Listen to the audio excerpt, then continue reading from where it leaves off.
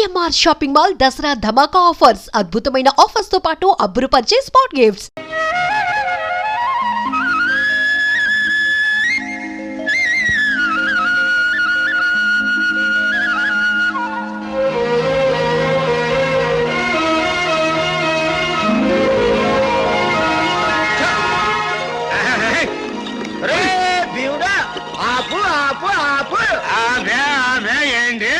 ఇదేంట్రా భీముడు దుర్యోధనరా బాబు మిల్లు ఆ పక్కన ఉంటే ధాన్యం పళ్ళు ఇలా తోలికెళ్తున్నారేట్రా?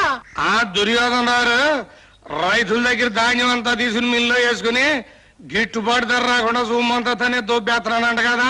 అందుకని ఈసారి సన్నకారు రైతులందరూ కలిసి చెరువు గట్టుని గిడ్డంగి పెట్టుకుని ధాన్యం అక్కడ తోలించుకుంటున్నారు. గిట్టుబాటు ధర నీకు కూడా తెలిసిపోయిందన్నమాట.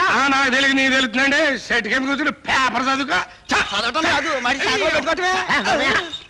నాన్న వాడు సహకార గిడ్డంగులు పెట్టుకుంటే మన బిల్లులు నలులు పట్టిపోతాయి. వీల్లేదు. తంతారో భయపెడతారో నాకు తెలీదు.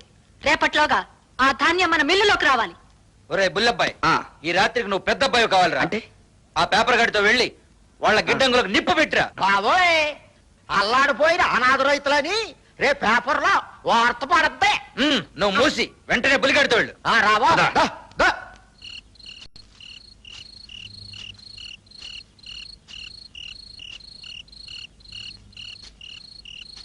వీడేమిటి మావయ్య పల్నాటి సీమలో కన్నవతో స్టైప్ లో కాపలా కాస్తున్నాడు. నువ్వు వెళ్ళి ఆ భీముడి కబరలో పెట్టు, నేను వెనక నుంచి అంటేసా. సరే భీముడు నేను రా పేపర్ సుబ్బారాని కర్రేసరమాక అర్ధరాత్రి గారు పేపర్ చదివి వినిపిస్తానికి వచ్చావా? కాదురా, మా నాన్న తద్దిని కదా గార్లు బూర్లు చక్కెర పొంగ తెగమేసేసాను. కడుపులో ఏక లుకలక బెక్కబెక్కాను. ఉంది కదా కొంపలో పాయిఖాన కట్టించుకోవచ్చుగా. అంటే 5 నిమిషాల పనికి 5,000 ఖర్చు అయింది కానీ చెరువు జరగొట్టడానికి వచ్చావు. దొరకబో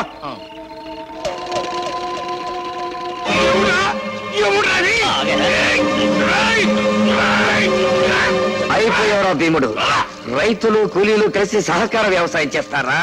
రేపు తెలుస్తుంది రచ్చబండ దగ్గర నేను పెట్టిన చిచ్చు సంఖ్య. లాక్కురండి వాణ్ణి.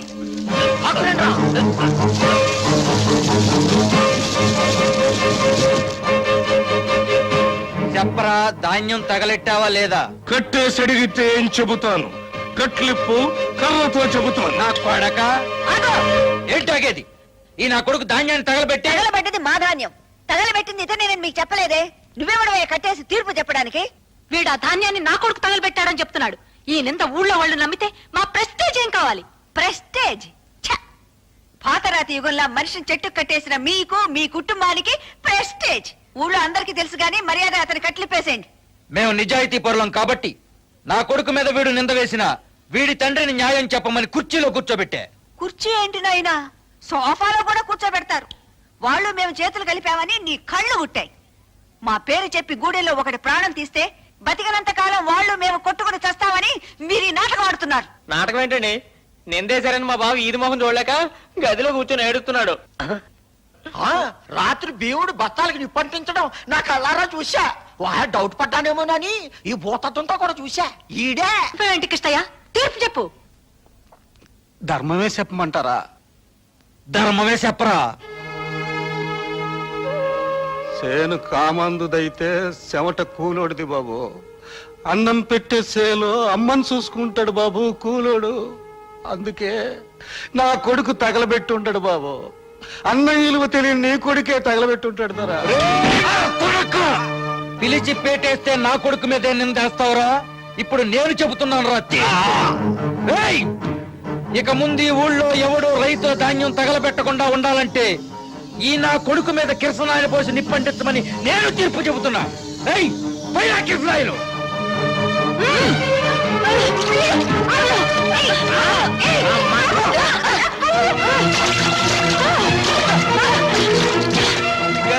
అర్జెంట్ మీద కిరసనాలు పోసి ఫైరింగ్ అంట.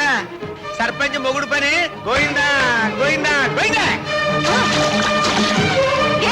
నువ్వు మనిషివా పశువా? నీకెందుకమ్మా పేదాల గురించి?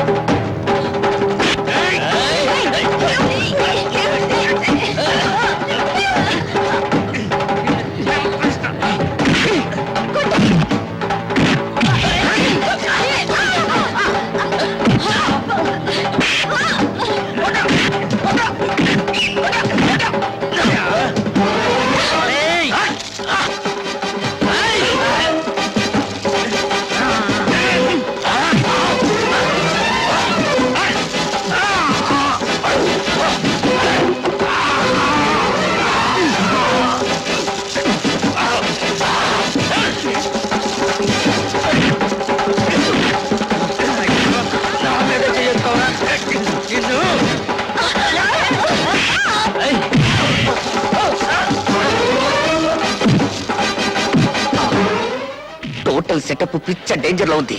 ఇప్పుడు నా తక్షణ కర్తవ్యం వెంటనే వెళ్లి పోలీసులు తీసుకురావడం.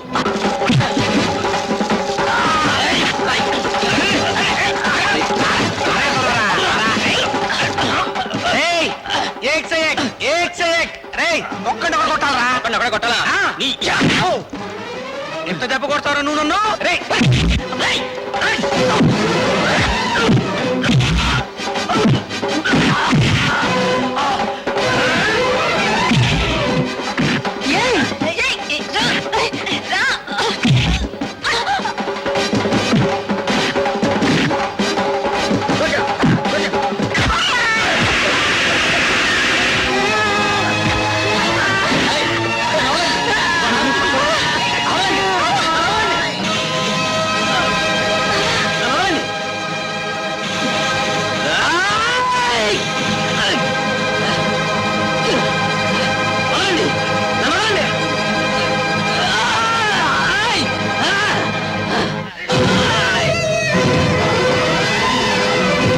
బాబాయ్ బాబాయ్ చచ్చిపోయాను చచ్చిపోయాను బాబా.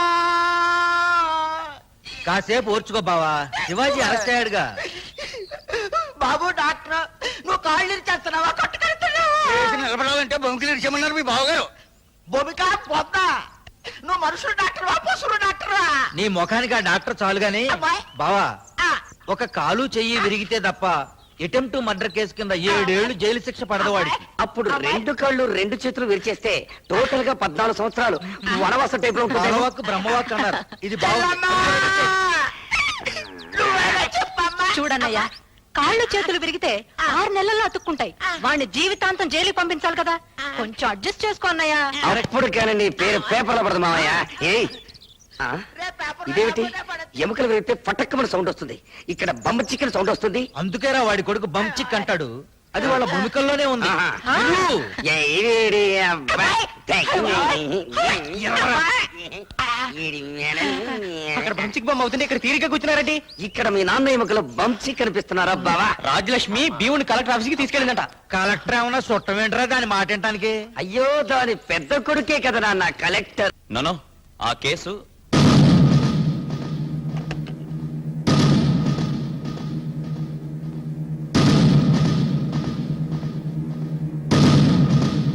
శివాజీని అరెస్ట్ చేశారని తెలుసా? ఇప్పుడే తెలుసుకుంటున్నాను. వెంటనే విడుదల చేయమని చెప్పు. కలెక్టర్ తమ్ముడైనంత మాత్రాన నేరం చేసిన వాడిని వదిలేయమంటే ఎలా? నేరం చేసింది వాడు కాదు.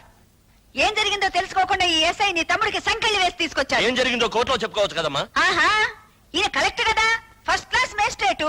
ఇదే కోర్టు. చెప్పు భీముడు. నీ తమ్ముడు నన్ను కాపాడు ఉండకపోతే చెట్టు కట్టేసి కిరసనాలు పోసి తగలబెట్టి ఉండేవాళ్ళు. అప్పుడు కళ్ళ ముందు కారం చేడు కనపడి ఉండేది, చెవుల పక్కన ఒక సుండూరు ఇనపడి ఉండేది. ఒక పేదవాడిని ఆటవికంగా చంపాలని చూస్తూ ఉంటే అతని ప్రాణాలు కాపాడటానికి ప్రయత్నం చేసిన నా కొడుకు చేతులకి సంకెళ్ళి వేసిన ఎస్ఐని సస్పెండ్ చేసి వెంటనే శివాజీని విడుదల చేయించకపోతే నీ రూములోనే ఆమరణ నిరాహార దీక్షకు కూర్చుంటున్నాను. అయిపోయాడు. బయట పంపించు. ఇక్కడ కూర్చోకూడదు, తప్పు. తప్ప ఉప్పు సత్యాగ్రహం నాటి నుంచి వస్తుందయ్యా ఈ పద్ధతి. వెళ్ళరా. ఏండే కలెక్టర్ గారు, ఒక్క పూట ఆవిడ కడుపు మండిందంటే ఊరు మొత్తానికి కడుపు మండి ఇక్కడికి వచ్చి పడతారు. సర్కిల్ గారా, నేను కలెక్టర్ని మాట్లాడుతున్నాను. నమస్తే. శివాజీని వెంటనే రిలీజ్ చేసి అసలు ఏం జరిగిందో వెంటనే ఎంక్వైరీ చేయించండి. అటెంప్ట్ మర్డర్ కేసు అంటే 7 ఏళ్ళైనా చిచ్చపడుద్దా? ఈలోగా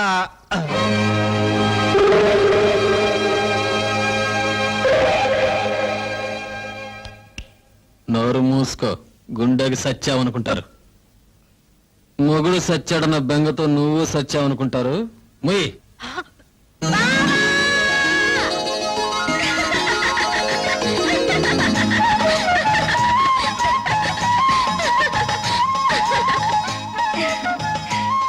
ఏంటి అలా చూస్తున్నారు? మీరు అరదండాలు వేయిస్తే నేను దండేశానంటానా? మీరు తెగించి తప్పుడు కేసు పెట్టగలండి, నేను బరి తెగించి దండేస్తే తప్ప? ఇంకా ఎందుకయ్యా అలా గుట్లప్పగించి చూస్తావు? లోపలి కూడా. ఆగండి ఆగండి, ఈ ఒక్క సీన్ కూడా చూసేళ్ళండి. అమ్మో, కరెంటు పాస్ అయితే ఇప్పుడు పోలీసులు ఎంక్వైరీకి వస్తారు. నీ కొడుకే తగలబెట్టాడని వాళ్ళతో నువ్వు చెప్పాలి. నేను చెప్పలేను దొరా. 20 ఏళ్లుగా నీకు అన్నం పెడుతున్నా. ఎంత చెప్పరా చెప్పరా చెప్పరా చెప్పరా చెప్పరా చెప్పకపోతే చస్తావురా కొడక. నా కొడుకు కోసం నేను చేస్తాను. నేను చెప్పను. ఏంటయ్యా ఆడుతూ ఆటలు చంపే.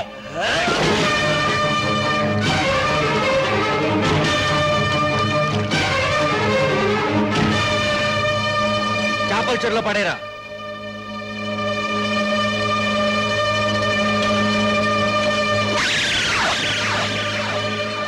పాపం 20 ఏళ్లుగా పనిచేస్తున్నాడు. చేపల కూర తినాలని చెప్పుంటే ఆయనతో చెప్పి ఇప్పించేదాన్ని కదా. అసలు ఈత రానోడు చెరువులో దిగడం ఏంటి బావా? అదే పాపం. దుర్యోధన గారు నాకు తెలియక అడుగుతానండి. చేపల చెరువు అంటారు కదా, చేపలు బయటపడకుండా శవాలు బయటపడుతున్నాయి ఏంటంటే? గుడ్డలు కుట్టుకునేవాడు నీకెందుకయ్యా రీజనింగ్? దిగాడు చచ్చాడు. ఇప్పుడు అవన్నీ ఎందుకు బావా, ముందు శవదహనానికి ఏర్పాట్లు చేయించు, ఖర్చునే భరిస్తా. అయితే పేపర్లో ఫోటో కూడా వేయించేద్దాం బావా.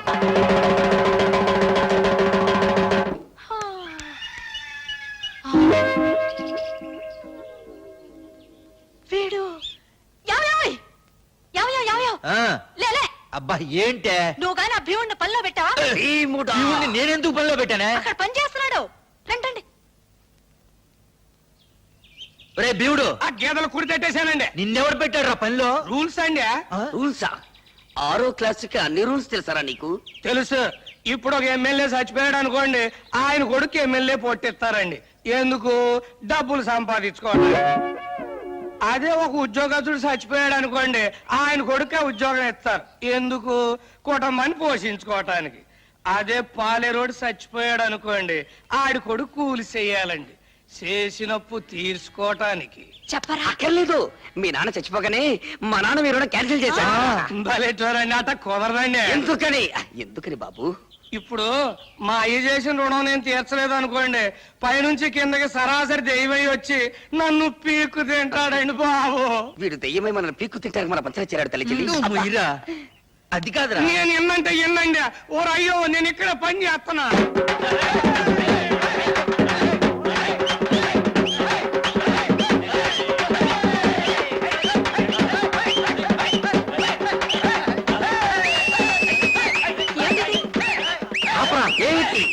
ఏమిటి డప్పు?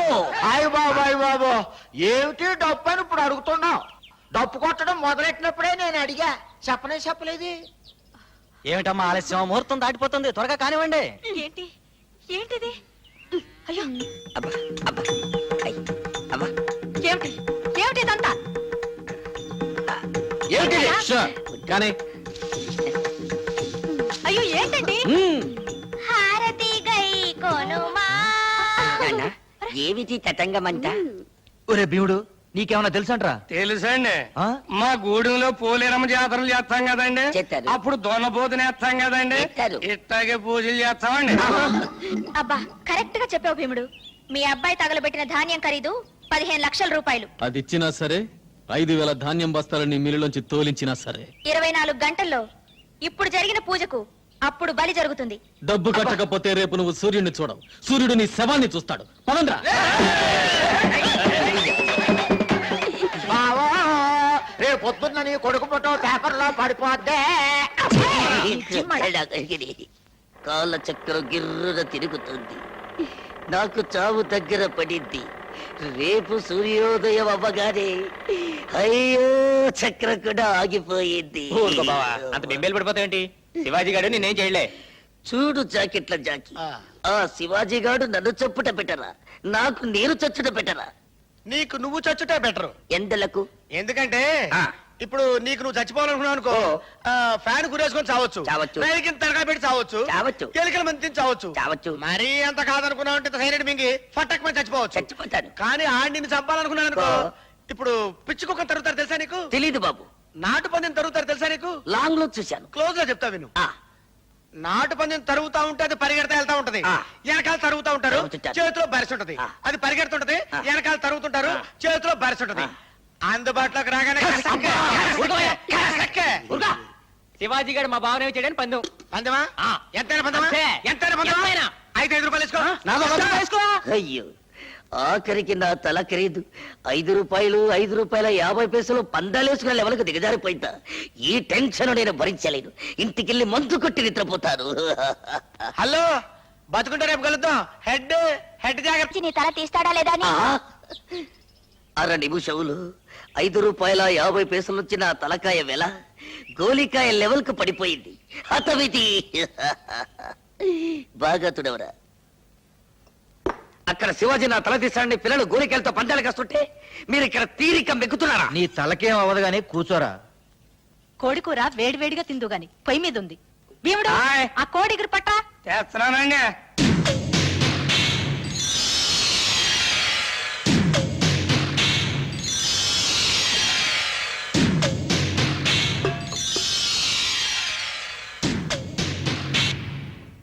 ఏంటా చూపు? ఆ కూర వడ్డించు. వడ్డిస్తున్నానండి. ఆగు. ఆ కూర నువ్వు తినరా. అయ్య బాబు ఆ సాల్ కూర నేను తింటాం ఏంటండి? ఆసాములు చంపటానికి వండిన కూర రాది. ఆడిని చంపుతున్నట్టు నాటకం ఆడి ఇంటిల్ల పాదికి విషం పెట్టి చంపమని నిన్ను ప్రయోగించారు. అందుకే వద్దని నాకు కమతం చేస్తున్నావు. ఏమిట్రా అలా నిలబడి చూస్తావు? కూర తిను. వాడు తిన్న తర్వాత మనం తింటే అది ఎంగిలి కూడు కదా తల్లి చెల్లి. నువ్వు నోరు మూయి. తినరా. అయ్య బాబోయ్ ఇన్నాళ్ళు మా నోటికాడ కూడు దొరల తింటం చూశానండి. దొరల నోటికాడ కూడు మొట్టమొదటిసారి తినబోతున్నానండి. విధి లిఖితం. చూస్తున్నాడు, సెలెక్ట్ చేసుకుంటున్నాడు, ఇక తింటాడు. ఒక ముక్క తిన్నాడుగా, విషయం లేదేమో తల్లి చెల్లి. ఇక మిగిలింది మనం తిన్నాం. ఉండరా, ఇంకో ముక్కలో ఉందేమో.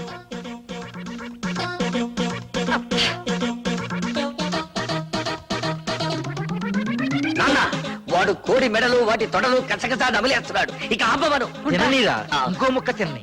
ఇంకా తిన్న తర్వాత మన మిగిలింది ఏమిటి? చీకేసిన ఎముకలు పీకేసిన బొచ్చు తప్ప. విషం కలిపాడో లేదో తెలియాలిగా. కలిపుట్టే ఈ పాటికి చావాలిగా. ఒరే సుంచా, ఈ మధ్య సైనైడ్ తిని వాళ్ళు చచ్చి మనల్ని చంపే సూసైడ్ స్క్వాడ్ వాళ్ళు వచ్చారట. వీడు కూడా ఆ బాబతేమో.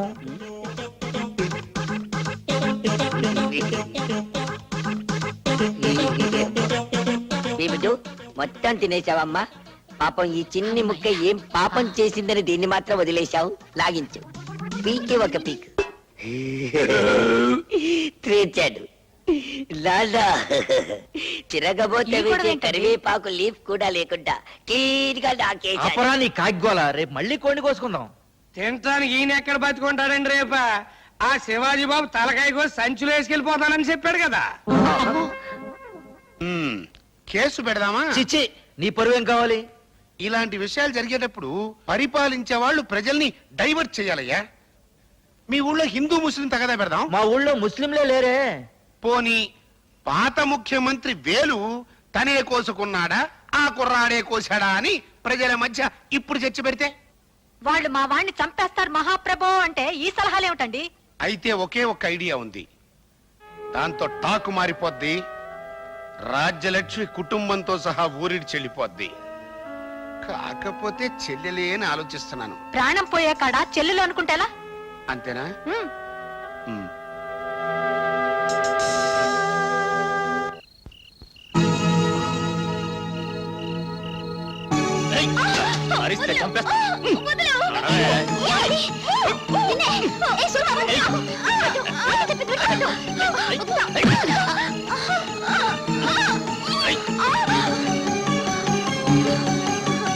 తప్పులు చేస్తున్నారని నోళ్లు పారేసుకుంటున్నా ఆ రాజ్యలక్ష్మి ఆవిడ కొడుకు నోరు మూసుకునే రోజు